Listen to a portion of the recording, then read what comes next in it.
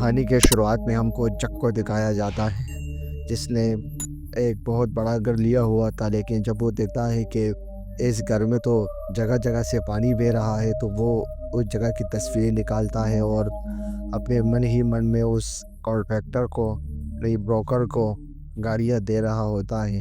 फिर उसके बाद वो सारे घर का चक्कर लगाता है और अपनी वाइफ के कमरे में जाता है कि उसका कमरा तो ठीक है ना।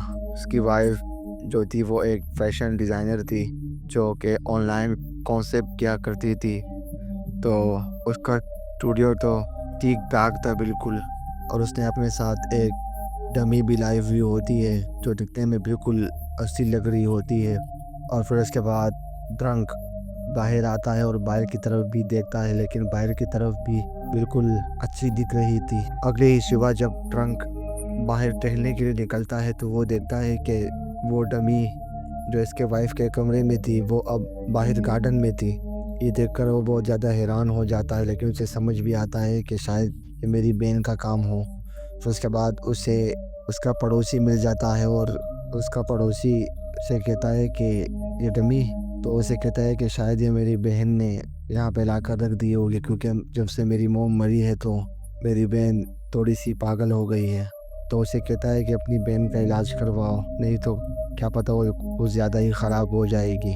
तो फिर वो पड़ोसी उसे कहता है कि तुम यहाँ पे पास में एक लाइब्रेरी है, उधर जाओ और इस गांव की हिस्ट्री पढ़ो, और अगर टाइम मिले तो हमारे ग्रुप बैठता है रात में, तो आकर उसे ज्वाइन भी कर लेना। फिर उसके बाद वो ऐसा ही करता है और लाइब्रेरी में चला जाता है और उधर बहुत सी बुकें ढूंढता है और ख़रीदने का डिसाइड करता है। और जैसे ही वो निकलने वाला होता है, तो वहाँ पर एक औरत बैठी होती है जो बहुत ज़्यादा रो रही थी और रंग से कह रही थी कि तुम इस गांव की हिस्ट्री मत जानो, वरना तुम्हारी पूरी फैमिली ख़त्म हो जाएगी। तो रंग उसकी बातों पर ज़्यादा ध्यान नहीं देता, उसे इग्नोर कर देता है।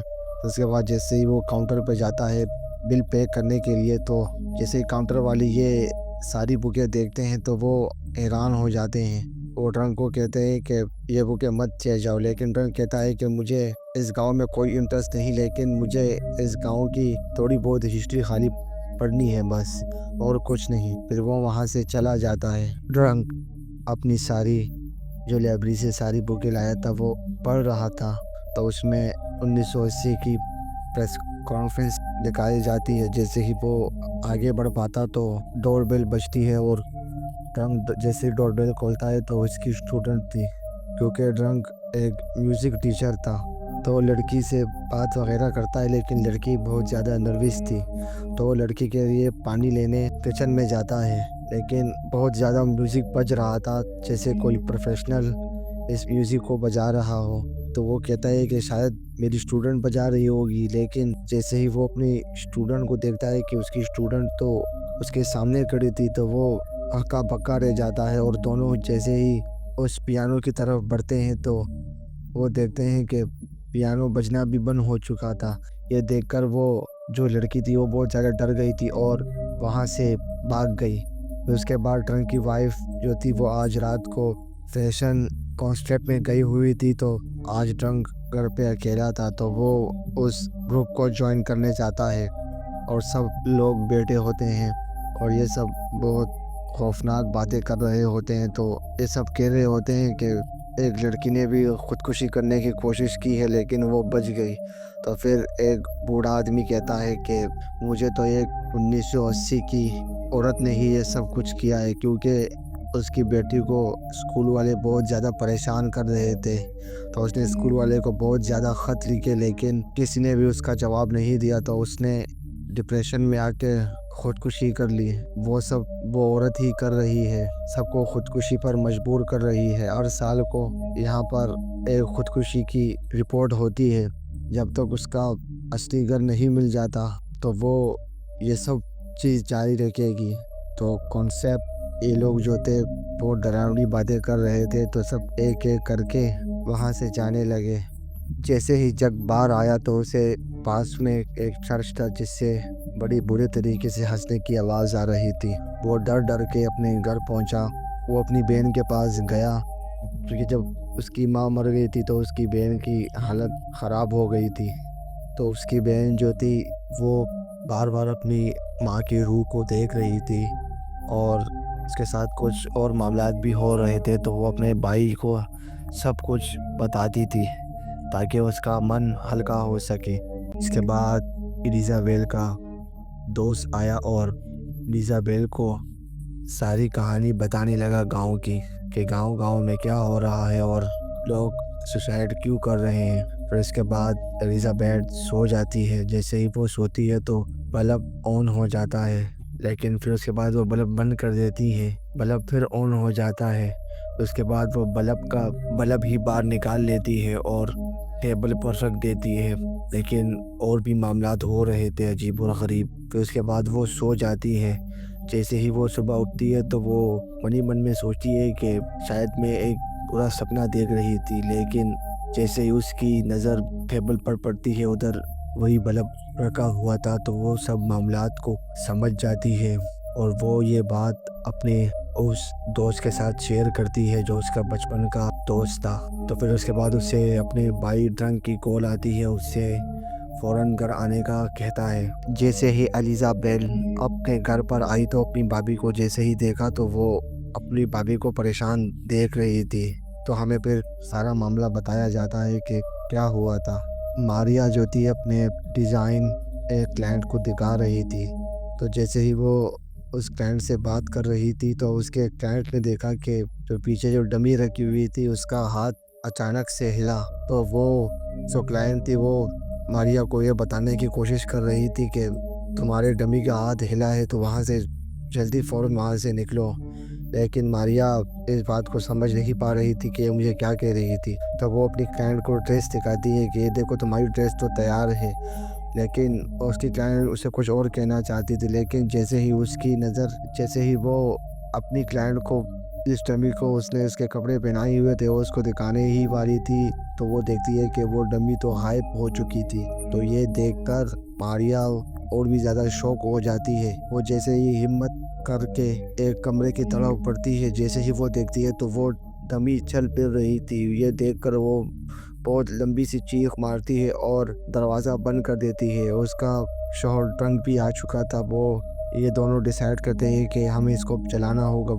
वो इस डमी को जला देते हैं। फिर ड्रंक अपनी वाइफ को सच्चाई बताता है कि जिस ब्रोकर से मैंने ये घर लिया था तो उससे तो मुझे नहीं बताया कि यहाँ पे खुदकुशी हुई है, लेकिन मुझे पड़ोसियों से पता चला है कि यहाँ पे किसी ने खुदकुशी की थी इस घर पे। इस वजह से इस घर पे असरात बहुत है। वो लोग डिसाइड करते हैं कि हम लोग इस घर से चले जाएंगे। तो ड्रंक अपनी बहन से कहता है कि तुम जाके हॉस्टल में रहो और हम अपना कोई और कहीं इंतज़ाम करते हैं। फिर उसके बाद एलिज़ाबेथ का दोस्त आता है और ये दोनों बातें कर रहे होते हैं, लेकिन अचानक से ही एलिज़ाबेथ का दोस्त एक तस्वीर को देखता है जिसमें एलिज़ाबेथ थी और उसकी माँ थी। तो वो एलिज़ाबेथ से कहता है कि तुम्हारी माँ तो जैसे इस तस्वीर में है और जैसे असलियत में है ये तो बिल्कुल नहीं लग रही। तो उसे कहता है कि तुम पागल हो गए हो, मेरी माँ को तो गुजरे हुए 3 महीने हो चुके हैं। लेकिन वो एलिज़ाबेथ को बताता है कि मैंने तुम्हारी माँ को तो परसों ही देखा था कि वो घर में घूम रही थी। ये बातें सुनकर एलिज़ाबेथ और भी ज़्यादा डरने लगती है। और फिर उसके बाद एलिज़ाबेथ जैसे ही नीचे जाती है तो वो देखती है कि घर से आवाज़ें आ रही थी। तो वो हिम्मत करके जैसे ही जाने लगती है तो उसकी भाभी उसे मना कर देती है कि तुम वहाँ पे मत जाओ, लेकिन वो हिम्मत करके वहाँ पे जाती है, लेकिन वो आवाज़ें बंद हो चुकी थी। फिर इसके बाद ये दोनों जैसे ही अपने कमरे में डर के चली जाती है तो मारिया की चीखने की आवाज़ आती है। जैसे ही एलिज़ाबेथ भागते हुए उसके कमरे में जाती है तो मारिया के नाक से खून बह रहा था, लेकिन दोनों को समझ नहीं आ रहा था कि ये हमारे साथ आखिर हुआ क्या है। फिर उसके बाद मारिया को थोड़ा आराम आता है तो वो सो जाती है। फिर उसके बाद एलिज़ाबेथ का दोस्त आता है और वो कहता है कि मैंने पूरे गांव का नक्शा बना लिया है और मुझे पता है कि वो घर आखिर कहाँ पर मौजूद हो सकता है। तो ये उसके बाद जैसे ही वो निकलने वाले होते हैं तो इंटरव्यू वाले आए होते हैं मारिया से इंटरव्यू लेने के लिए।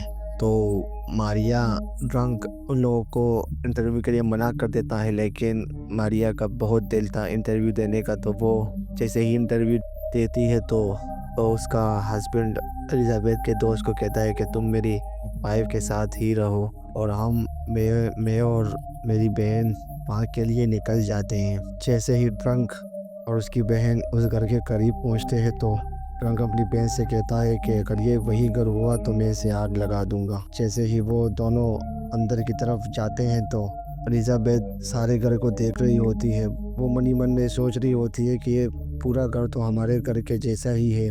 उधर दूसरी तरफ मारिया की इंटरव्यू चल रहा था, तो वो इंटरव्यू वाली मारिया से कुछ सवाल पूछती है तो मारिया अचानक से ही उसके तेवर बदल जाते हैं और वो 1980 वाली बात करना स्टार्ट कर देती है कि मेरी बेटी को सब स्कूल में तंग कर रहे थे, मैंने स्कूल को इतने ख़त लिखे लेकिन स्कूल वालों ने मेरी कोई भी बात नहीं सुनी, और मैं सबको मार दूंगी, किसी को ज़िंदा नहीं छोड़ूंगी। क्योंकि मारिया में उस औरत की आत्मा आ गई थी जिसने खुदकुशी की हुई थी। उसके बाद हमें ट्रंक को दिखाया जाता है जो कुछ ख़त पढ़ रहा होता है, जिस ख़त में स्कूल को लिखा हुआ होता है।